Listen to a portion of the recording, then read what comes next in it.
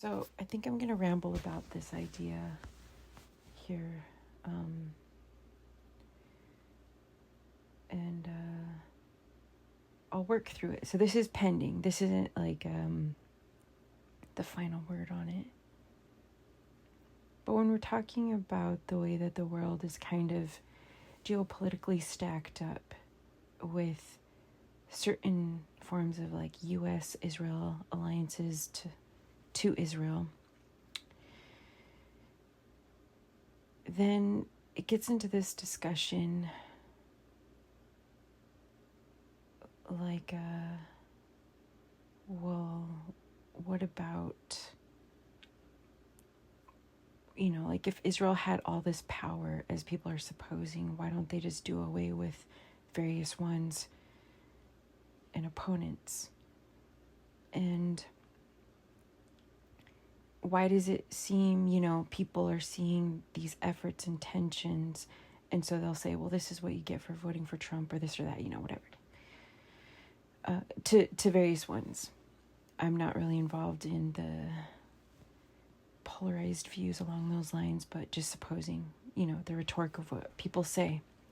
So they'll say this is what various ones get for voting for Trump.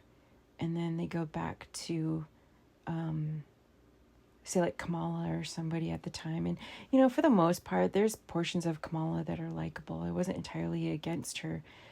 But when you look at the larger aspect of change and where change really needs to come from on a systemic dominance level, she really wasn't speaking to that. She was speaking to the domestic internal negotiations. And so there was some legitimacy to their warning that Trump and various ones were allowing ones in, say like, why do I always forget this woman's name? Kristi Noem and various others. Those kind of persuasions, they were cautioning and saying, if you let these types of characters in, they're going to use militant force in the streets and against domestic citizens and whatnot. And there was truth to that. Because they were battling these other fronts. Anyway, there's a lot going on there. I'm sure you're familiar. And so then it kind of gets into this point of this tension between the parties. Okay, so anyway, getting back to this notion of the establishment parties, I tend to think that, things shifting on a global world stage in reference to conflicts involving Israel and Iran and Russia and Ukraine and various ones, it's I still tend to think that even though there's this similarity, this is what I'm kind of trying on, even though there's this similarity with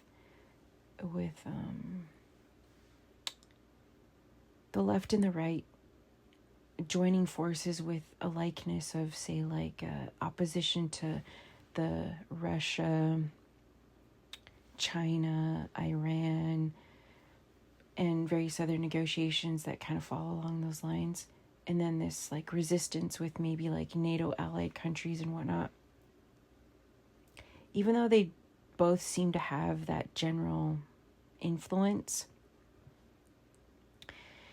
some of the,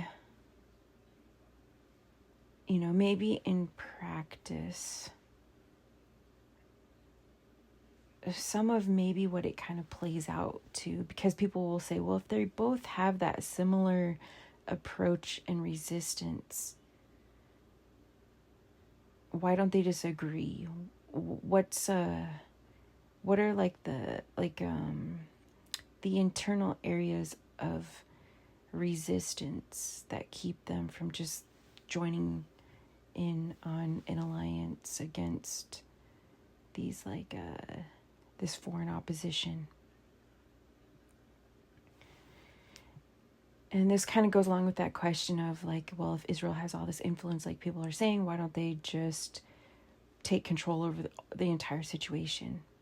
And what it kind of seems like is that even though, because there's like how it's geopolitically stacked and then in compliance to Israel, what it seems to play out as on the world stage is those that Israel is opposing generally tend to be, I guess to oversimplify it, to some degree, those allied with various maybe Islamic allied countries. And then those that have kind of like a similar connection to like economic support that are not always categorized in these like Judeo-Christian type frameworks. And so along those lines, what you'll kind of find is like in general terms, on the Democratic Party side, you'll have certain, like convergent, somewhat of like similar support, say like with the Sam Harrises or different ones that want to continue to support Israel in a secular sense for the collection of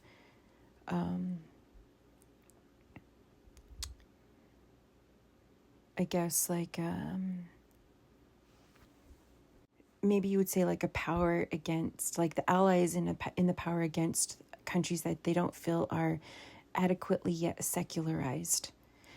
And so they still line up with Israel. And that's why they would say stuff like, well, Israel's a democracy. The other countries aren't, as secularized yet or westernized. And so their strategy would probably be more on the Democratic side to just secularize nations in the world. And so you don't see them really involving themselves in the religious interpretive language of negotiation or involved within negotiation.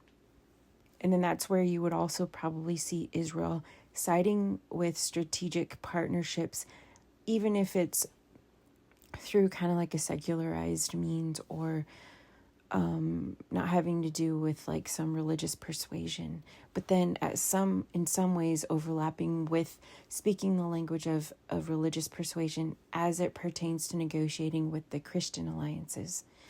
And so generally then on the right, you would have those that actually believe in a type of Judeo-Christian alliance and religious negotiation on the world stage.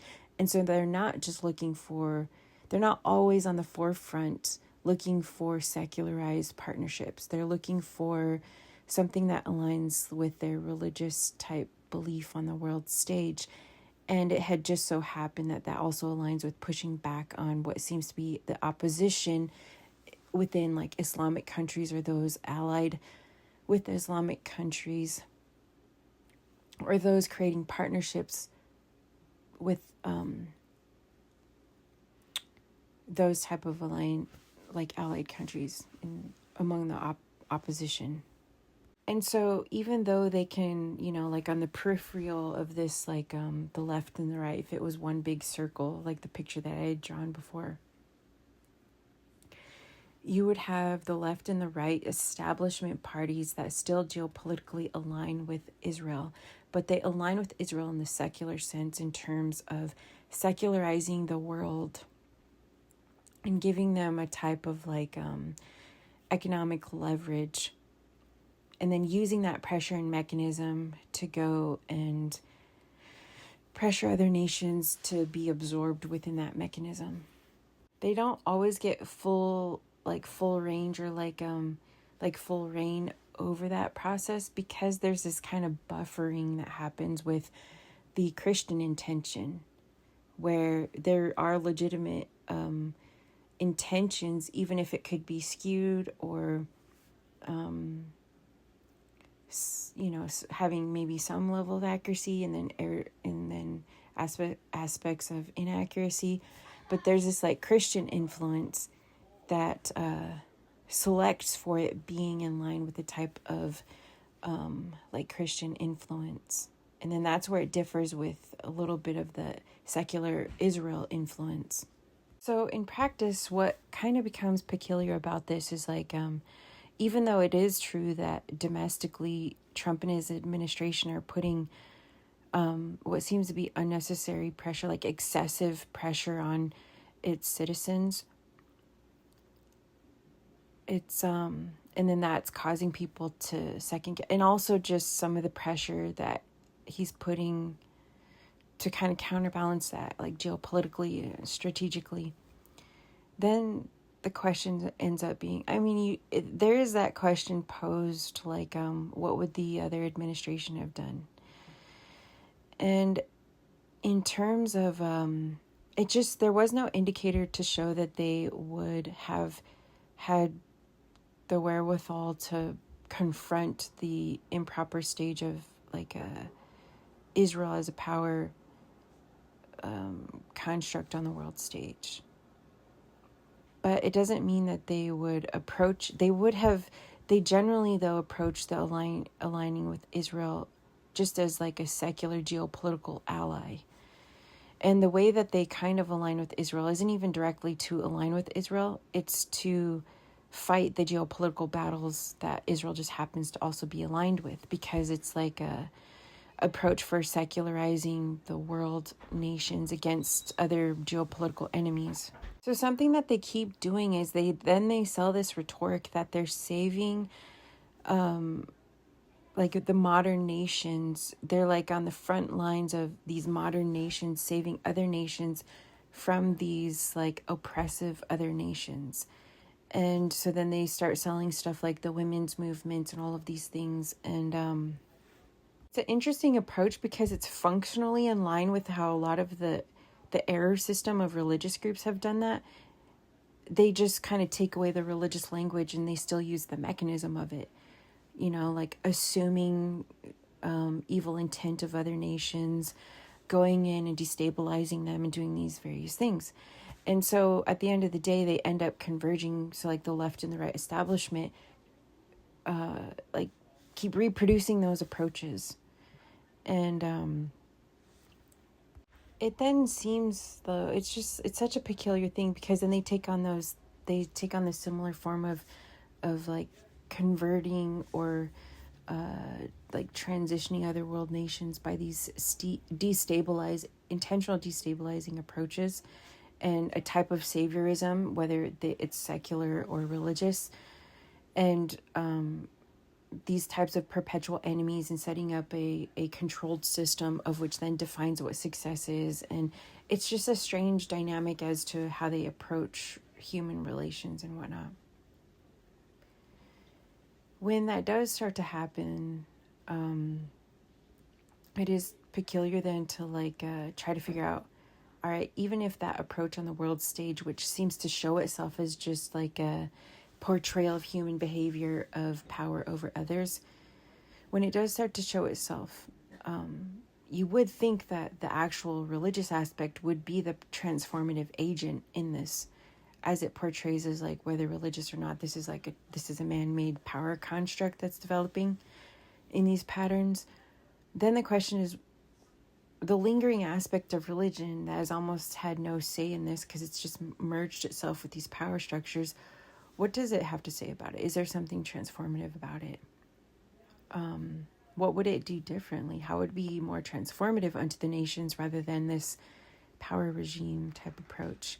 And I feel like maybe one of the buffers between Israel as the secular portion and Christianity as trying to hold down the fort for the religious distinction, even though people might say, well, Israel, though, has its religious component, but sometimes in practice it seems like it doesn't really adhere too much to the religious component. It does in terms of, say, like, you know, a subset of groups might say, I mean, that's not to say like some Jewish groups in small groups practice their own type of spiritual practice and culturalized version of their life, and that's different.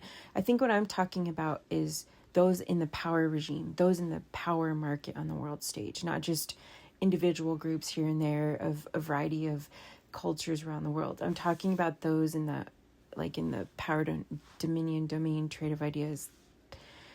And so along those lines, Israel tends to take more of a secular approach, and Christianity is taking the religious approach, and they have to like work through each other's strategies. And so I think that's why neither of them can really take over and just have their full way, because it's like interwoven into all these other avenues of approach. So some might say, well, no, I think Israel really does have a religious connotation to it. And maybe to some degree it does. But for the most part, it seems like more of its persuasion for religion is more of its kind of resistance to other historical opposition. That it's not really functioning in like this spirit of conviction for religious distinction. It's more like it's reference toward historical animosity.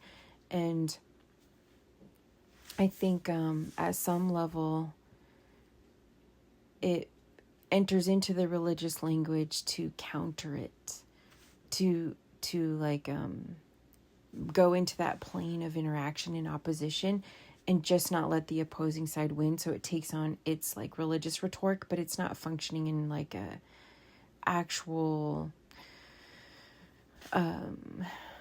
like spirit of religious transformative acts or things like that. And its kind of strange alliance partner with Christianity then, though, is where it like connects with like a type of religious fervor. And so along those lines, it's probably, maybe it is accurate to say it's more of the Christian side of it that is influencing more of the representation of like the temple and all of these other things. There's a whole conundrum, when thinking about it. But like what's also interesting is that then there's like the sense where groups will say, well, we have to band together because this threat of Islam or this threat of these groups or the threat of these other groups.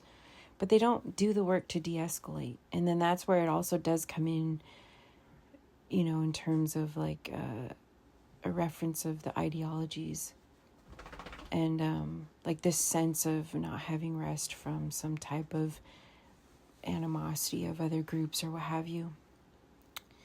And so then that is a little bit of the connotation of like religious, the religious influence of it. But even in scripture later on, you start to find that some of the tension from groups that were deemed as their opposition eventually is generated by groups that should be able to be absorbed together that continually end up being refused inclusivity.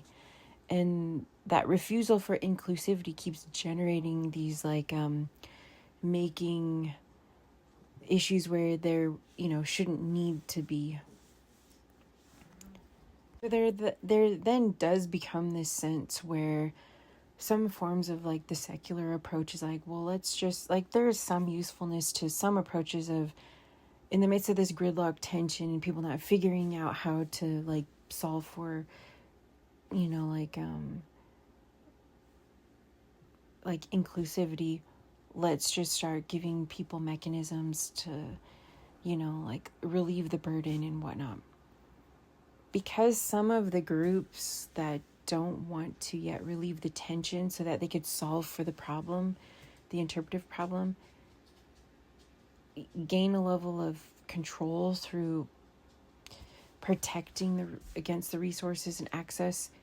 They don't always want there to be as much inclusivity. And it's not as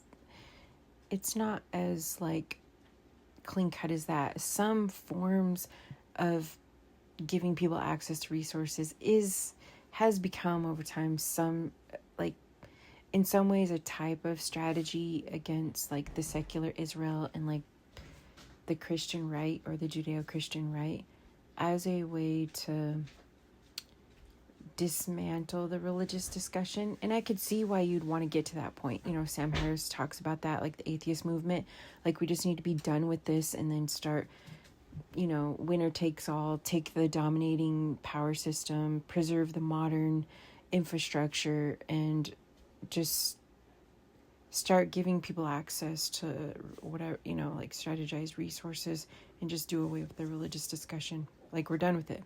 And there is something to that. There is some Like, yeah, I could see getting to that point. But in practice, though, like, he still doesn't do the work. So what's kind of wrong there is, like, he goes away with trying to win out the benefits of the dominant system, but then he doesn't resolve for alleviating the enemies of the system, and then he still carries forth the mechanisms of that dominating over nations. So then that's where then it goes back to, even though it's frustrating, the religious discussion as to how to transform that, how to transform continuing to have the same enemies, continuing in that only that methodology and approach to other nations, and transform it as a different mechanism and approach to nations, a different way to see and still preserve forms of success, but see it differently, to where it's like opened up more to other opportunities and not just a control mechanism, and alleviating always having to have these same enemies that the system has, like, so it's just this whole thing where, even though it still seems to be aligned with Israel doesn't, like, even geopolitically lined up, there's tensions there because it's lined up through historical tensions and different approaches to how to solve for this secularization and how to be transformative in the midst of it, which is like the religious component. But the religious component has not yet reached that point of breakthrough because it still has all this animosity with other groups, and it hasn't solved for that yet, that form of inclusivity. And so just the gridlock of all of these things forming slowly and trying to like work through it. But anyway, I'm gonna leave it at that. It's kind of complicated, but yeah.